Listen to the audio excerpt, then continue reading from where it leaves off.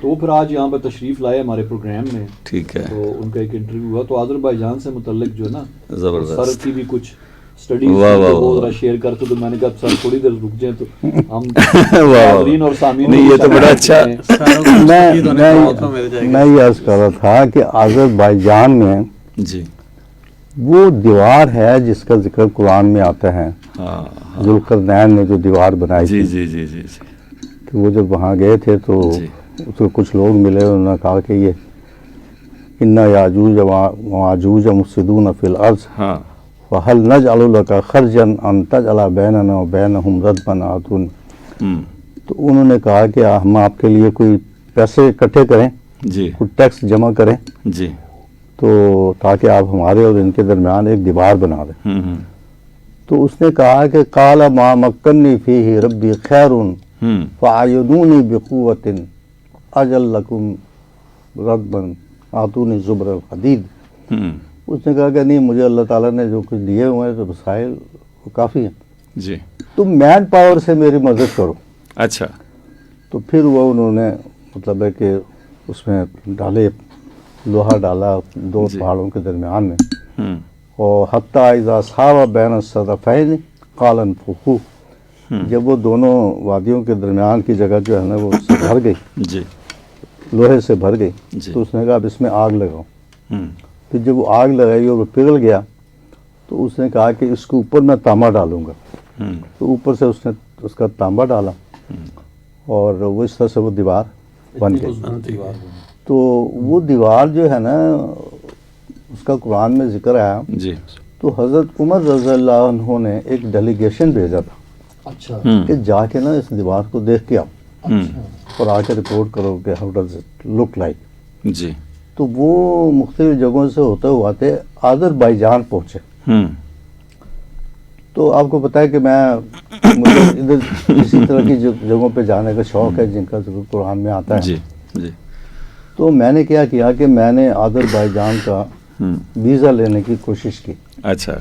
تو پہلے تو اس کی ایمبیسی کو ٹریس کرنا بڑا مشکل تھا, جی, چونکہ وہ ڈپلومیٹک انکلیو میں نہیں تھی.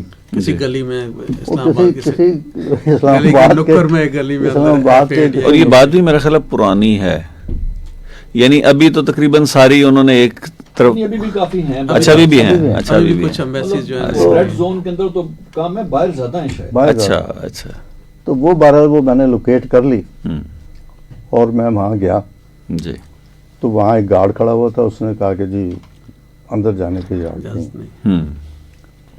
پہلے تو میں مڑ گیا واپس پارکنگ کی طرف گیا, اور پھر ہمارے اندر کے جو پرنالی تھے وہ جاگ اٹھی اور ہم نے کہا ان کی ایسی کی تیسی ہمارے ملک میں واقع ہیں اور ہمیں یہاں آنے کی اجازت نہیں, کیوں اجازت نہیں ہے. میں غصے میں واپس آیا اور میں واپس آ کے نا وہ گارڈ سے پوچھے بغیر میں اس گیٹ کے اوپر چڑھ گیا اینڈ آئی جمپ اور وہ پیچھے کہتا رہ گیا, کہتا ہے دفعہ کرو. تو سامنے میں نے دیکھا کہ ایک بندہ بیٹھا ہوا کوئی کام وام کر رہا ہے, سیدھا اس کے پاس گیا. اس کو میں نے کہا کہ یار وہ مجھے آذربائیجان کے بارے میں کچھ انفارمیشن چاہیے. جی. تو اس نے بتایا کہ وہ تو فلسطینی تھا اور وہ کوئی کام کر رہا تھا. اس نے کہا سر میں تو فلسطین کا ہوں, آذربائیجان کے بارے میں کچھ نہیں جانتا. آپ اوپر چلے جائیں اور اوپر ایک سیکریٹری ہے, فرسٹ سیکریٹری یا سیکنڈ سیکریٹری, جی, آپ اس سے بات کریں. اور ساتھ ہی وہ اتنے ڈرے ہوئے تھے کہ اس نے کہا میرا نام نہ لینا. مگر ٹھیک ہے, میں اوپر چلا گیا اور جہاں کے وہ میں نے نام لے کے پوچھا کہ فلاں صاحب کون ہے. تو ایک بندہ آیا, یعنی وہ جو رشیا کے دنوں میں ان کے اوپر جو تسلط رہا, یعنی اس کا خوف ابھی تک ان کے اوپر طاری تھا. وہ خوف زدہ سے تھے, پتہ نہیں کیوں. تو اس سے میں نے پوچھا, میں کہ یہ بتاؤ کہ وہ سد سکندری جو ہے وہ کدھر ہے. اس سے سر بات یہ ہے کہ جب یو ایس ایس آر ڈس انٹیگریٹ ہوا تو اس میں سب سے جو کمزور ترین ریاست تھی وہ ہماری تھی, آذربائیجان کی. تو ہمارا جو مشرقی حصہ ہے وہ اس پہ ایران نے قبضہ کر لیا, اور جو مغربی حصہ تھا اس کے اوپر جارجیا نے قبضہ کر لیا, اور جو شمالی حصہ تھا اس کا کچھ 70 کلومیٹر ہمارا علاقہ جو ہے وہ روس نے اس کے اوپر قبضہ کر لیا. اچھا. تو پہلے وہ آذربائیجان کی وہ جو علاقہ ہے, وہ علاقہ جس کے اندر وہ دیوار ہے, پہلے وہ آذربائیجان ہی کا حصہ تھی. اچھا. لیکن ابھی وہ تو روس کا حصہ ہے. تو آپ کو ماسکو جانا پڑے گا, تو ماسکو سے پھر آپ کو ساؤتھ میں آنا پڑے گا. تو اچھا, اس دوران میں نے اس سے پوچھا میں کہ تمہارا ریلیجن کیا ہے؟ تو وہ گھبرا گیا اس بات پہ, اس نے اس کا کوئی جواب نہیں دیا. تھوڑی دیر کے بعد پھر میں نے اس سے پوچھا, میں کہ واٹ از یور ریلیجن؟ پھر وہ دائیں بائیں دیکھے اور جواب دیا. جب میری بات ختم ہو گئی تو اس نے کہا کہ میں I want to give you a brotherly advice. کیا؟ کہ آپ اگر آذربائیجان جائیں تو یہ سوال کسی طرح ریلیجن. جی جی. میں کہتا میں وہاں تو نہیں کروں گا, لیکن تم تو بتا دو یار کہ تمہارا ریلیجن کیا ہے. تو اس نے جو جواب دیا وہ بڑا حیرت انگیز جواب تھا. اس نے کہا, my parents once told me that we are اسنا عشری. اچھا. اس کا مطلب ہے کہ وہ خود کسی مسجد میں یا کسی امام بارگاہ میں کبھی نہیں گیا. جی. وہ حوالہ یہ دے رہا تھا کہ my parents once told me that we are اسنا عشری.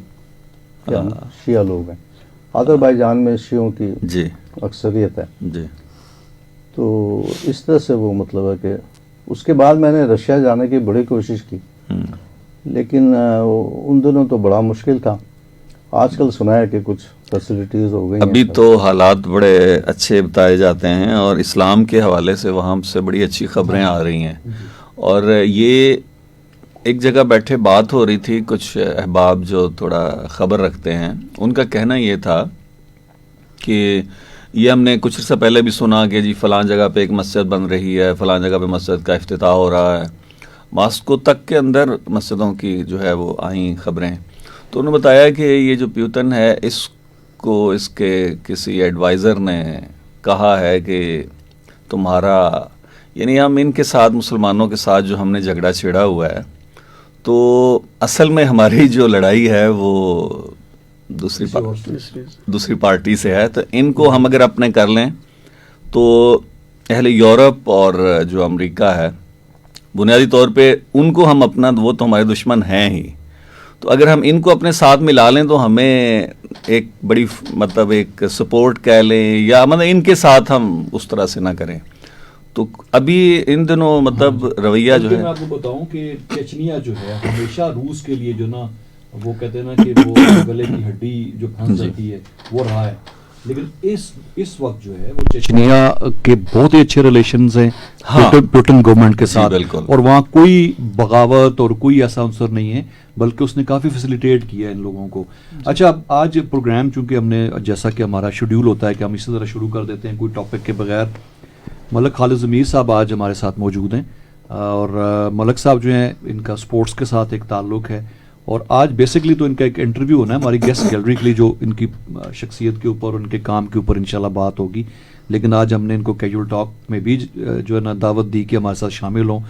تو ملک صاحب نے جو ہے نا اسپورٹس کی فیلڈ میں کافی کام کیا ہے, اور جو ہم ذکر کر رہے ہیں ابھی جن اسٹیٹس کا, تو وہاں پہ بھی کچھ جانا ہوا. ملک صاحب کہاں پہ آپ کی آپ گئے ان اسٹیٹس میں, رشین اسٹیٹس میں؟ مجھے اتفاق ہوا تھا کازخستان جانے کا اور ترکمستان جانے کا اپنے کورسز کے حوالے سے. تو میں نے جو اسٹیٹس ہیں نا ان کو بڑا پرسکون پایا. جی. ہیلتھ وائز بہت اچھے تھے. میں نے وہاں یقین جانے بعد میں بھی ذکر ہوتا رہا کہ وہاں میں نے کوئی پولیس گارڈ یا کوئی اس قسم کی سیکیورٹی نہیں دیکھی. اچھا. اور جب ہم ارلی مارننگ نکلے وہاں سے, ہمیں 2 دفعہ نکلنا پڑا, تو وہ میں نے دیکھا کہ بالکل ارلی مارننگ, جب ہمارا تک سمجھ لیں کہ فجر کا وقت ہوتا ہے اس ٹائم, وہاں میں نے دیکھا تو وہ روڈز کی صفائی ہو رہی ہے اور سارا کچھ, کہیں گندگی, کہیں کسی قسم کے حوالے سے سمجھ لیں کہ پولیس کا کوئی سلسلہ, یہ جو ہمارے ہاں بے ہنگم سی ٹریفک اور یہ جو افراتفری ہے نا, مجھے ان میں کوئی کہیں کسی جگہ پہ نظر نہیں آیا. تو بڑا پیسفل سے سٹیز بھی ہیں. ترکمانستان جو ہے ان کے ساتھ تھوڑی انٹریکشن میری رہی, ترکمانیوں کے ساتھ میری مارشل آرٹس کی وجہ سے. تو ایک بڑا دلچسپ واقعہ ہے سر, انڈیا میں تھے ہم لوگ, ایک ایشین چیمپئن شپ تھی وہاں پہ, بنگلور میں تھے. تو وہ جو ترکمانستان کے جو آفیشیل آیا ہوا تھا, تو اس نے مجھے کہا کہ پلیز مائی روم, اس کو انگریزی نہیں آتی تھی تو ٹوٹی پھوٹی انگریزی میں بات کر رہا تھا کہ میرے کمرے میں آؤ. میں جب گیا ہوں تو اس نے الماری کھولی اور وہ پوری الماری شراب کی بوتلوں کی بھری ہوئی تھی, بڑی بڑی بوتلیں, اور 5-6 بوتلیں نکال کے مجھے کہتا ہے گفٹ. تو میں اس کو کہہ رہا ہوں کہ آئی ڈونٹ ڈرنک. وہ آگے سے اس کو نہیں سمجھ, وہ کہتا ہے you Muslim I Muslim gift, کہ تم بھی مسلمان ہو میں بھی مسلمان ہوں تو تحفہ ہے میری طرف سے تمہارے لیے. اس نے مجھے تھما دی, میں لے کے نیچے آیا, وہ میرے جو ٹیم کے پلیئر تھے بچہ, میں نے کہا یار یہ مجھے اس نے پکڑا دی, میں کیا کروں. وہ کہتا ہے وہ آپ کے نئے نئے دوست بنے, بابا جگجیت سنگھ آنند ایک تھے وہاں پہ ہمارے بزرگ تھے ایک, وہ ہمیں ملنے, وہ پاکستان سے چونکہ مائگریٹ کر کے گئے ہوئے تھے اور یہیں پنڈی سے گئے تھے. تو ان کو جب پتا چلا بنگلور میں کہ پنڈی سے کچھ لوگ آئے ہوئے تو خصوصاً وہ ملنے کے لیے آئے, ان کی وائف بھی. جب تک ہم نے وہاں سٹے کیا ہے وہ پورا ویک ہمارے پاس روزانہ آتے تھے, میاں بیوی دونوں ملنے کے لیے. اور پھر لاسٹ ڈے جب ہم واپس آ رہے تھے تو انہوں نے ہمیں گھر میں دعوت بھی کی ہماری. تو مجھے کہتا ہے جی کہ سکھ لوگ تو چونکہ بہت زیادہ اس کی رسیہ ہوتے ہیں تو آپ ان کو دے دیں اب. تو وہ جب آئے تو میں ان کو, وہ تو بڑے خوش ہوئے, وہ پھر جو نا انہوں نے مطلب ایکسٹرا شکریہ ادا کیا. بلکہ ان کی وائف کہتی کہ پاکستانوں لے آؤ, میں کہا جی پاکستان میں نہیں ہوگی پاکستان. میں نے پھر بتایا کہ اس طرح مجھے کسی نے دیے تو ہم لوگ تو نہیں یہ پیتے, تو میں نے کہا چلیں آپ لوگ اگر. تو خیر وہ بابا جی جو ہیں سر وہ بڑے, انہوں نے پھر ہمیں انٹرٹین کیا وہاں پہ جتنے دن بھی اب رہے ہیں بنگلور. تو قازقستان میں جب ہم گئے ہوئے تھے تو ہمارا آفیشیل ڈنر تھا, تو وہاں چونکہ مختلف ممالک کے ہمارے ساتھ آفیشیل گئے ہوئے تھے کورسز کے لیے. تو اب وہاں جب ایک ٹرینڈ ہے کہ آپ نے وہ اٹھانا ہے اور آخر میں ایک دوسرے کے ساتھ ٹکراؤ بھی کرنا ہے گلاسز کا اور پینا بھی ہے, جی ٹاس کہتے ہیں, ٹاس کہتے ہیں. اب وہ سلسلہ چل رہا ہے اور میری طرف بھی بار بار کہ جی mister Malik why you are not taking, why do you are not taking, اور میں ریفیوز کر رہا ہوں. اور ہماری جو وہاں کی تھی کوآرڈینیٹر, اس سے ریکویسٹ کر رہا ہوں کہ میں مسلم. تو جب زیادہ سٹریس ہوا تو ایک میرے ساتھ کلیگ اور بیٹھے تھے جن سے میری اچھی گپ شپ تھی, اور وہ کسی اور ملک سے تھے, وہ لے رہے تھے. تو از آلسو مسلم. میں کہ یس اٹس اپ ٹو ہم کہ وہ کیا کرتے ہیں, آئی ایم سوری.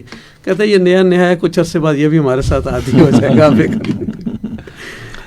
وہ استاد دامن نے کہا تھا نا کہ بلکہ اس سے پہلے ہمارا ایک دوست کہتا ہوتا ہے کہ بابا جی سانو تے غربت دا ہی بڑا نشہ ہے. تو بات یہ ہے کہ اپنے اپنے نشے ہیں. وہ کہتے ہیں کہ میں پینی وہ شراب چانا ہے, حشر تکنا جستا سرور اترے. میں پینی وہ شراب چانا ہے, حشر تکنا جستا سرور اترے. سولی سامنے ہوئے تے صاف آکھاں, سولی میں چڑھا منصور اترے.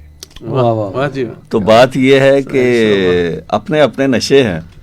آپ وہ ذکر کر رہے تھے چچنیا کا بھی, اور تو مجھے وہ یاد آ گیا کہ ہم بچپن میں کہانیاں پڑھا کرتے تھے کوکاف کی. اور ابھی بھی ہمارے ہاں جنوں اور پریوں کا جو تصور ہے تو اس میں ہوتا ہے جی کہ وہ کوکاف سے پریاں آئی تھی, جن آئے تھے, مگر بہت سارے لوگوں کو نہیں پتا کہ کوکاف کہاں پہ ہے.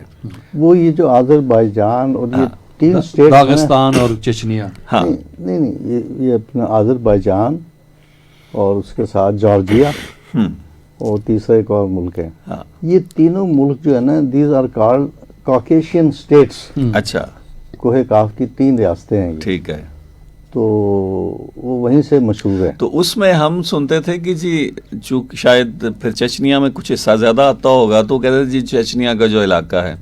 اچھا, پھر تھوڑا سا ایسے دوستوں سے بات ہوئی تو پتہ چلا کہ اصل ایک وجہ یہ بھی کہی جاتی ہے کہ وہاں کے لوگ بہت خوبصورت ہیں.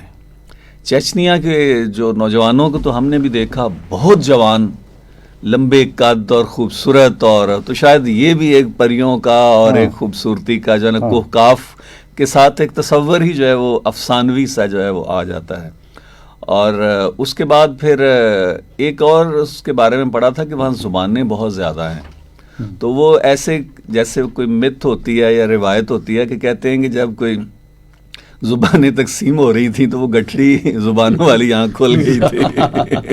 تو یہاں بہت ساری زبانیں جو ہے وہ بولی. اچھا, آپ نے ذکر کیا کہ خوبصورت لوگ ہیں وہاں کے جی, اور بڑے ویل بلڈ بھی ہیں. ملک صاحب بھی سپورٹس سے ہیں, ان کو پتہ ہوگا جو عموماً اب رشیا کی جو سپورٹس کہ اگر آپ دیکھیں نا جی, تو وہاں پہ میجورٹی مسلم ایتھلیٹس ہیں. اور وہ انہی علاقے داغستان, چچنیا اور ان علاقوں کے ہیں وہ. جی, اور ان کو قدرتی طور پہ اللہ تعالیٰ نے بڑا اچھا جسم دیا, بڑے جفاکش بھی ہیں, خوبصورت بھی ہیں, تو سپورٹس میں بڑی اچیومنٹ ہے ان کی قامت دیکھ لیں, ان ہاں کی جی, باڈی کا خاص طور پہ build-up جو دیکھ لیں. فائٹنگ سپورٹس ہے نا, جیسے اب ریسلنگ ہوگی اور جوڈو میں بہت ہمارے سینٹرل ایشین اسٹیٹس کے جو مسلم اسٹیٹس ہیں جوڈو کے بہت ٹاپ کے دوسرا پلیئرز ہیں وہاں یہاں پہ. سپورٹس پہ کام بہت زیادہ ہو رہا ہے. اب آپ دیکھیں جتنی تیزی سے ان کی سپورٹ, جتنے انہوں نے مختلف قسم کے اسٹیڈیم اور انفراسٹرکچر کو ڈیولپ کیا ہے, مجھے جو اتفاق ہوا ہے دونوں ممالک میں دیکھنے کا, تو انہوں نے بہت زیادہ کام کیا ہے اسپورٹس انفراسٹرکچر میں.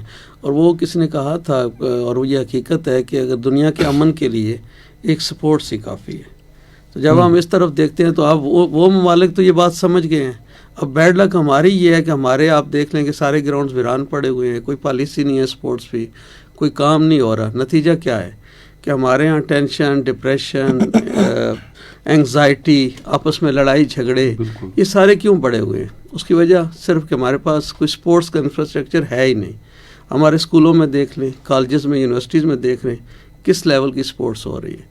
تو جب تک آپ اس کی طرف بچوں کو نہیں لے کے جائیں گے, میرا اپنا یہ سمجھتا ہوں وہ سارا کچھ اسٹڈی کرنے کے بعد یہ جو مختلف فلاسفرز نے کہا ہوا ہے کہ اگر ہم دنیا میں ایک امن اور پرسکون دنیا دیکھنا چاہتے ہیں نا, تو ایک ہم سمپل اگر فوکس کر دیں سپورٹس پہ, تو یقین جانیں یہ دنیا کے امن کے لیے کافی ہے.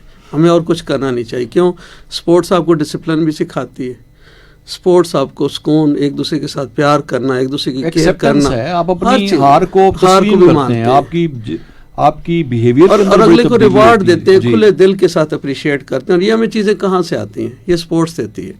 اور سپورٹس میں اگر ہمارا آگے نہ جاننا, اور یہ جو بدقسمتی ہے, بلکہ کچھ جو پچھلا عرصہ ہے گزرا ہے, اس میں تو آپ دیکھ لیں ہمارے یہاں جو سپورٹس کا حال ہو رہا ہے, نہ کوئی پالیسی ہے, نہ کوئی کام ہو رہا ہے, تو قوم کدھر جا رہی ہے. اور ہمارا جو یوتھ ہے, پہلے کیا ہوتا تھا سر, پہلے یہ ہوتا تھا کہ ہمارے گراؤنڈز جو ہیں بچے گلی ڈنڈا کھیل رہے ہیں, کچھ اور روایتی کھیل رہے ہیں, وہ ہیں, کبڈی ہوتی تھی. اب جو ہمارا سلسلہ چل پڑا ہے کہ بچہ اسکول جاتا ہے, اسکول سے آئے گا سیدھا ٹیوشن جائے گا مولوی صاحب کے پاس, پھر جب گھر آنا ہے بچے نے تو اس کو ماں نے ایک موبائل پکڑا دینا ہے کہ میرے پاس ٹائم نہیں ہے کہ میں اس کو ٹائم دوں. اب بچے کی جو ایگزرشن ہے باڈی کی, وہ اس کے اندر جو ہے نا سمجھنے کہ جمع ہو رہا ہے سارا کچھ, اب وہ کہاں نکالے گا؟ وہ انٹالرنٹ. اور اب بیہیویئر میں آپ دیکھتے ہیں کہ ہمارے ہاں چھوٹی چھوٹی بات پہ اشتعال میں آ جانا, ینگسٹر خاص طور پہ, آپ کو گاڑی سپیڈ سے گزر کے آپ کے پاس سے اس کو گالیاں دینا شروع کر دیتے ہیں. مطلب ٹالرنس بالکل رہی نہیں ہے, اور یہ سپورٹ سے آئے وہ اس کی وجہ. بالکل صحیح بات. آپ گھر میں دیکھ لیں کہ بچے اگر دو بہن بھائی ہیں نا, تو وہ لڑ رہے ہیں آپس میں, وہ بار بار بھائی جو ہے بہن کو تنگ کر رہا ہے, شرارت ہو رہی ہے. اب اگر انہیں بچوں کو آپ تھوڑی دیر کے لیے مدر یا فادر وہاں تھوڑا سا کوئی ایکٹیویٹی کرا لیں, جمپنگ کرا لیں, تھوڑا سا دوڑا لیں, تو کیا ہوگا کہ اس کے اندر وہ جو مواد ڈیولپ ہو رہا ہے وہ باہر نکل جائے گا. جب باہر نکلے گا, اس کا جو ایکسیسو مواد ہے باڈی میں جو اس کے اندر سارا کچھ ہو رہا ہے, جب باہر نکلے گا وہ نارمل ہو جائے گا. تو ایکسرسائز نہ ہونا, سپورٹس نہ ہونا, یہ ایکٹیویٹیز نہ ہونا, یہ دن بدن معاشرے کو جو ہے نا بالکل تنزلی کی طرف لے کے جا رہا ہے.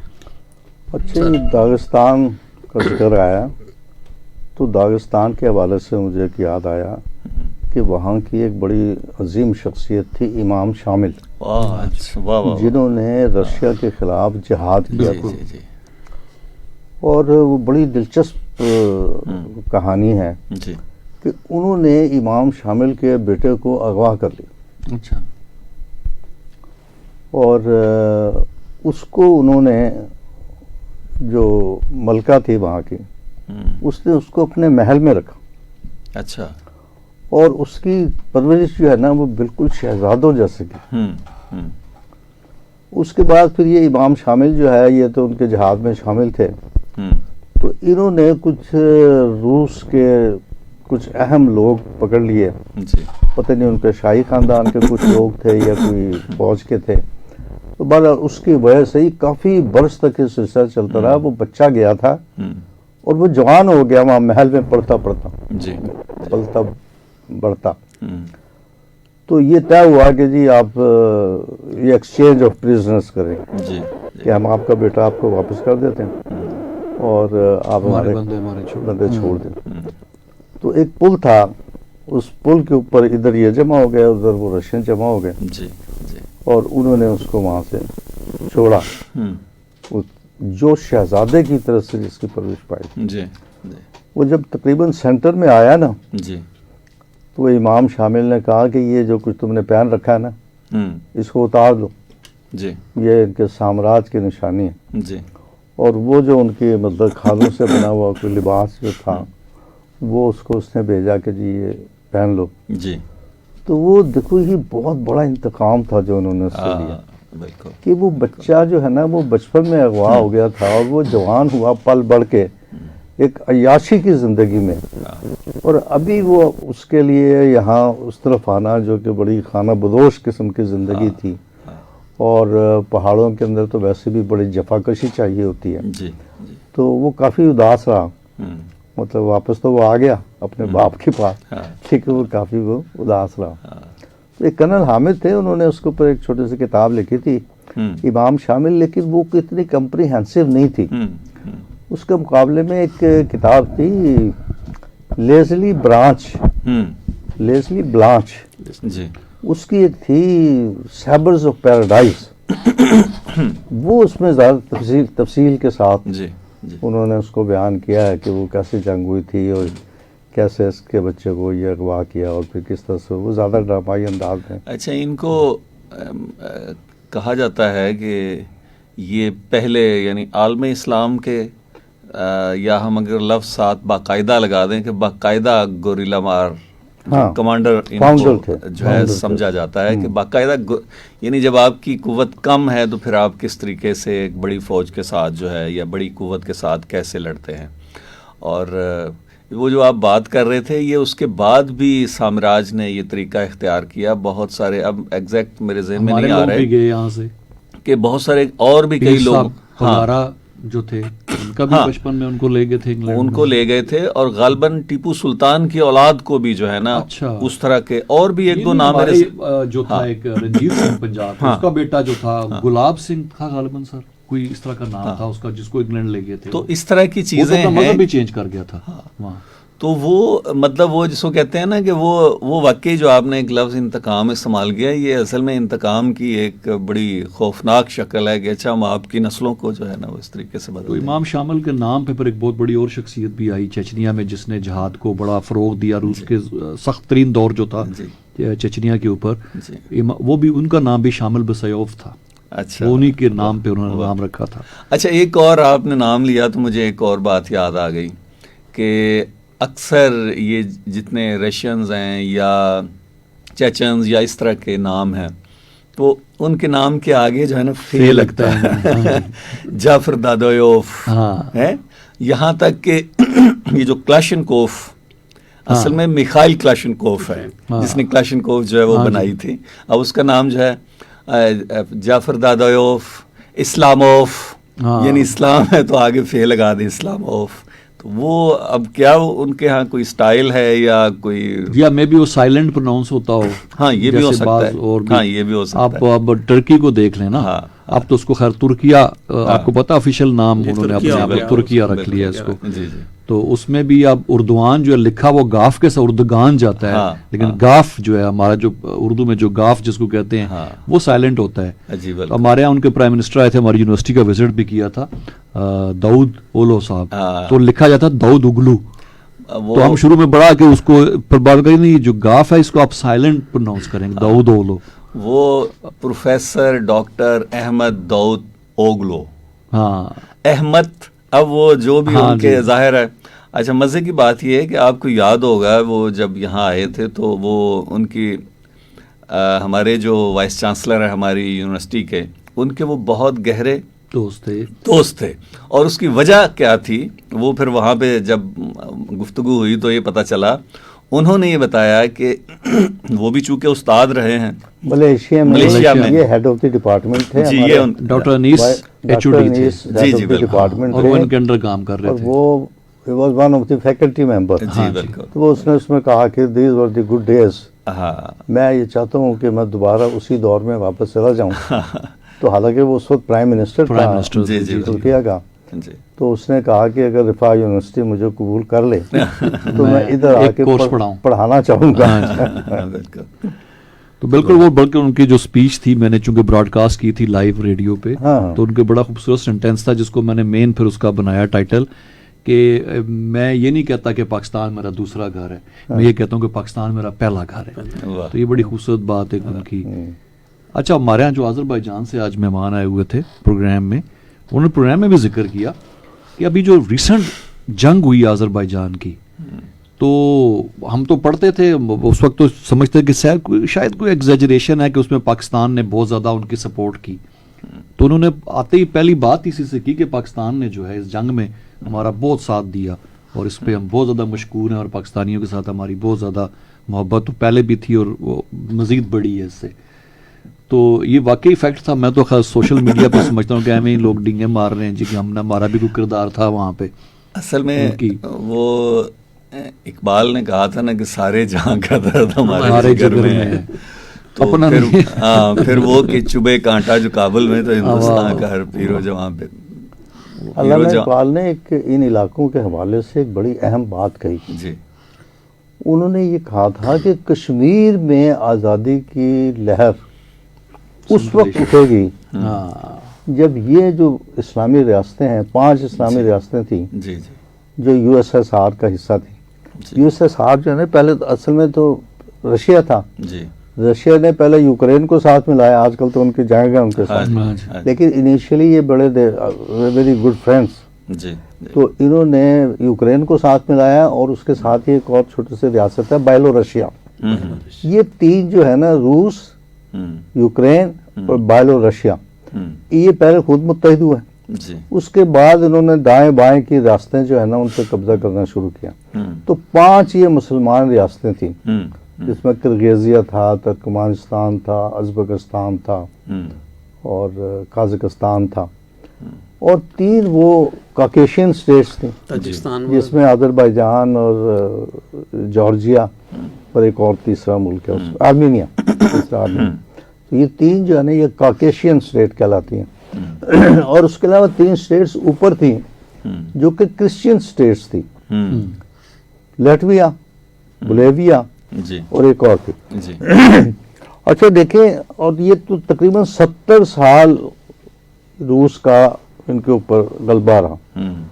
اس تمام عرصے کے دوران ویسٹرن جو کنٹریز تھے، انہوں نے وہ جو 3 ریاستیں تھیں نا جو کہ کرسچین سٹیٹس تھیں، ان کے اوپر روس کے قبضے کو کبھی تسلیم نہیں کیا. دے ور ناٹ بادرڈ کہ یہ 5 مسلمان ریاستیں ہیں اور یہ 3 کاکیشین سٹیٹس ہیں. تو یہ 5 اور 3 8 اور 3 11 اور 3 14 یہ خود جو ہوتے. تو یہ 70 سال. تو اب دیکھیں، جب علامہ اقبال نے یہ بات کی تھی، اس وقت کسی کو پتہ نہیں تھا کہ ہمارے شمال میں یہ کچھ مسلمان ریاستیں بھی ہیں. یہ تو جب یو ایس ایس آر ڈس انٹیگریٹ ہوا ہے تو پھر ہمیں پتہ چلنا شروع ہوا کہ اچھا یہ کوئی قازقستان بھی ہے، کوئی ترکمانستان بھی ہے. حالانکہ یہ جو ہمارے مغل آئے تھے یہ تو ادھر ہی سے آئے تھے. اور ہمارا جو بہت سارا لٹریچر ہے، حدیث جو ہے، بخاری شریف جو ہے consider to be the most authentic book, وہ جو ہے نا وہ بخارا میں لکھی گئی تھی. جی بالکل. ترمذی کی بھی ایک حدیث ہے، یہ بھی وہیں سے لکھی گئی تھی. اسی طرح سے مطلب یہ جو بابر تھا یہ خود جو ہے نا یہ ازبک تھا. جی. تو یہ جب آئے تھے تو یہ اپنے ساتھ اپنا کلچر بھی لے کے آئے. وہ کیا اس کے علاقے کا نام آپ بتاتے ہوتے ہیں؟ Fergana. He was born in Fergana. جی. وہ ایک بڑا خوبصورت یعنی وہ علاقہ. آج کل کس جگہ پہ ہے یہ؟ کس ملک میں آتا ہے فرغانہ؟ اسی میں آتا ہے نا، ازبکستان. اچھا، ازبکستان میں آتا ہے. تو وہ جب یہاں آئے نا تو اس کے ساتھ ایک جنرل تھا بابر کے ساتھ. اس نے کہا یار یہ کس ملک میں آ گئے؟ چونکہ وہ جو ہے نا علاقے ٹھنڈے علاقے، مطلب موسٹ آف دی ٹائم تو وہ معتدل رہتے ہیں یا پھر سردی زیادہ پڑتی ہے. تو یہاں پہ بڑی سرد گرمی، اور اس موسمی حالات کی وجہ سے یہاں کے لوگ جو ہیں وہ دھوتی پہنتے تھے، اور عورتیں بھی دھوتی پہنتی تھیں، اور اسی کو وہ اڑس کے اپنا کھیتوں میں کام کیا کرتے تھے. تو اس نے کہا کہ یار یہ کیسے لوگ ہیں، ان کو نہ کوئی پہننے کا کوئی ذوق ہے، نہ ان کو کوئی کھانے پینے کا شوق ہے. وہ کھانے پینے کی اس نے اس لیے بات کی کہ یہاں کی میجورٹی چونکہ ہندوؤں پہ مشتمل تھی، تو ہندو چونکہ گوشت نہیں کھاتے، ویجیٹیرین، وہ دال اور سبزی کھاتے ہیں. اور مسلمان کا تو اسلام ہی پورا نہیں ہوتا جب تک کہ گوشت نہ شامل ہو. تو یہ کھانے وہ لے کے آئے اپنے ساتھ. آپ یہ دیکھیں جتنے ہیں نا پلاؤ, زردے, بریانی, متنجن, حلوے, یہ ساری چیزیں ادھر لوکل نہیں ہیں, یہ ادھر سے امپورٹ ہوتا ہے. بابر جب آئے تھے تو ان کا جو ہمارے گزرگاہ ہے کلر کا ہر کا جو تھا, ایک جرنیلی سڑک رہتی تھی جس کو ایک بڑا گرینڈ ٹرنک روڈ کے نام سے بھی ہسٹری میں اس کو یاد کیا جاتا ہے, جی ٹی روڈ کا. تو اس کا جو ان کا پڑاؤ تھا بابر کا, وہ کلر کہار میں تھا. ہاں جی, تخت بابری ان کا ابھی بھی وہ یادگار ہے جہاں پہ بیٹھ کے اس نے اپنی سپاہ سے خطاب کیا تھا. اور اسی وقت پھر انہوں نے ایک باغ صفا کے نام سے ایک باغ بھی وہاں قائم کیا. تو وہ ابھی بھی جب جاتے ہیں تو وہ پورے کلر کار کا نظارہ وہاں تخت بابری سے ہو رہا ہوتا ہے. تو وہ یادگار, اور اس نے اپنی تذکرہ بابری کتاب میں بھی ذکر کیا تھا, ایون ہار بچہ ایک کشمیر است. یہ جو ہمارا ایریا ہے کلر کار کا, یہ 32 ولیجز چھوٹے پہ مشتمل ہے سر. کلر کار سے لے کے اس کی اینڈ باؤنڈری یا منارہ, تو وہاں کا جو ایٹماسفیئر ہے یا وہ جو پہاڑی علاقہ ہے ہمارا, تو اس کو اتنا پسند آیا کہ اس کو یہ ہوا تھا کہ ایون ہار بچہ ایک کشمیر است. تو اس نے اس کا اپنی تذکرہ بابری میں بھی اس کا ذکر کیا تھا. اور وہاں پہ وہ تخت بابری جو وہاں پہ اس پہ کسی سلیب پہ پوری ہسٹری بھی لکھی ہوئی ہے, پورا وہ بنا ہوا ہے سارا. ابھی تو ایک میوزیم بھی بنا دیا گیا وہاں پہ, کہ وہاں جو نوادرات نکلے ہیں بہت دراز سے, جو قیمتی نوادرات ہیں وہ سارے وہاں موجود ہیں, فاسلز وغیرہ. تو وہ بھی تخت بابری کے بالکل ساتھ وہ ایک میوزیم بنا دیا گیا ہے, جتنی کلیکشن ہے وہاں پہ موجود ہے. سر فیس بک پہ کافی لوگوں نے ہمیں جوائن کیا ہے, پروگرام کو پسند کیا ہے. تسلیم اوان ہیں, فیضان احمد ہیں, نعیم شاہ ریاض سعودی عرب سے ہمارے ساتھ ہیں, ملک فیصل ہیں, اسی طرح عماد مسعود ہیں, شعیب عتیق ہیں. اور اسی طرح بچوں کی اسکول کی جو چھٹیاں ہیں یہ ختم ہو گئی ہیں, تو تھوڑا سا چونکہ سردی بھی بہت زیادہ ہے, تو اس حوالے سے بھی کسی نے کہا جی کہ تھوڑا بہت اظہار خیال کریں. میرا بچہ جو ہے اس نے کل اسکول جانا تھا, تو صبح اس کا موڈ نہیں ہو رہا تھا اتنی چھٹیوں کے بعد جانے کا. تو میں نے کہا یار میں نے کہیں پڑھا تھا کہ شاید یہ ایکسٹینڈ ہو گئی ہیں چھٹیاں ایک ویک کے لیے. تو بڑا خوش ہو کے سو گیا. بعد میں جب میں باہر آفس کے لیے نکلا تو پتہ چلا اسکول کھلے ہوئے سارے.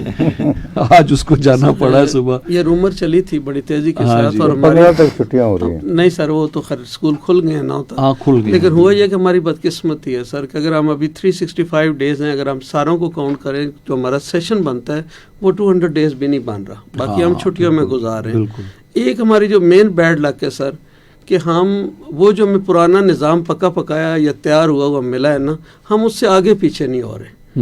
اب بھی ہمیں جو چھٹیاں دی جاتی ہیں 23 دسمبر کو ہی تھی, ان کی کوئی توک نہیں بنتی تھی.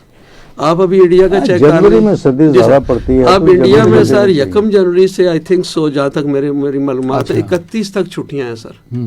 اس کے بعد پورا مہینہ انہوں نے دے دیے. اب یہاں پالیسی, یہاں سر پالیسی بنانے کی, سوری آپ کی بات کر رہا ہوں, یہاں پالیسی کی ضرورت یہ ہے کہ ہماری جو چھٹیاں ہیں اب چینج ہو گیا ہے, ہمارا جو ایٹماسفیئر ہے پورا موسم تبدیل ہو گئے.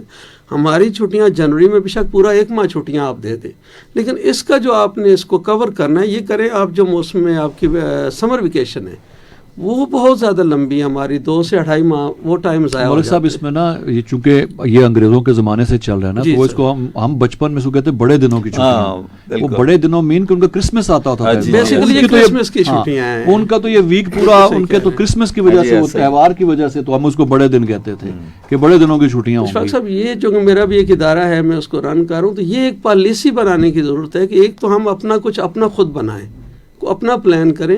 جنوری بے شک 1 ماہ پورا چھٹیاں دیں. اب دیکھیں اس کے بعد ابھی بتایا جا رہا ہے کہ سخت بارشیں ہیں, ایک سردی کی لہر آ رہی ہے, تو ان بچوں کا جو ابھی آئیں گے, ظاہر ہے بچے صحت سب سے پہلے ہے, اس کے بعد تعلیم ہے. تعلیم بھی ظاہر امپورٹنٹ ہے, لیکن صحت ہوگی تو تعلیم ہوگی. تو یہ ایک پالیسی بنانے کی ضرورت ہے کہ ہم اگر جنوری پورے کا پورا چھٹیاں کر لیں, اور یہ جو مہینہ ہے اس کو ہم آگے کور کر کے سمر ویکیشن جو ہیں ان کو ہم کم کر لیں. تو اس میں یہ ہو سکتا ہے کہ نقصان بھی کور کیا جا سکتا ہے اور ایک پالیسی بن جائے.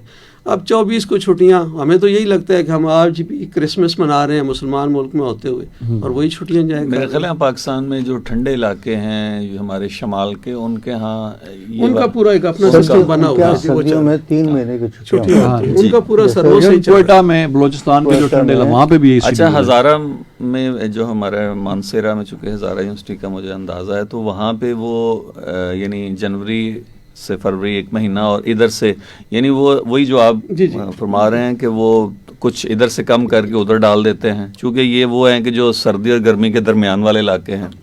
تو میرا خیال ہے یہاں پہ بھی اب تو زیادہ خطرناک صورتحال یہ جو اسموگ والی ہو گئی ہے، وہ ظاہر ہے صحت کے لیے بھی اور خصوصاً بچوں کے لیے جو ہے وہ بہت زیادہ خطرناک سر بھی ادارے ہے. تباہ ہو رہے ہیں کہ اب اگر چھٹیاں کرتے ہیں تو آگے بورڈ کے ایگزام ہیں 9th 10th کے، وہ جو ہمیں چھٹیوں کا گیپ مل رہا ہے ان بچوں کا کیا ہوگا، وہ کیسے تیاری کریں؟ اب ادارے خود مجبور ہیں، والدین پریشان ہیں. لیکن اور یہ صرف کیا ہے کہ ایک پورا ایک ہم نے ڈسکس کر کے ایک پلان کرنا تھا، اس میں ساری چیزیں جو ہیں خود بخود اسٹریم لائن میں آ جانی تھی، لیکن کوئی پالیسی نہیں بن رہی. بس جو جس کا دل کرتا ہے ایک ڈیسیژن دے دیتا ہے.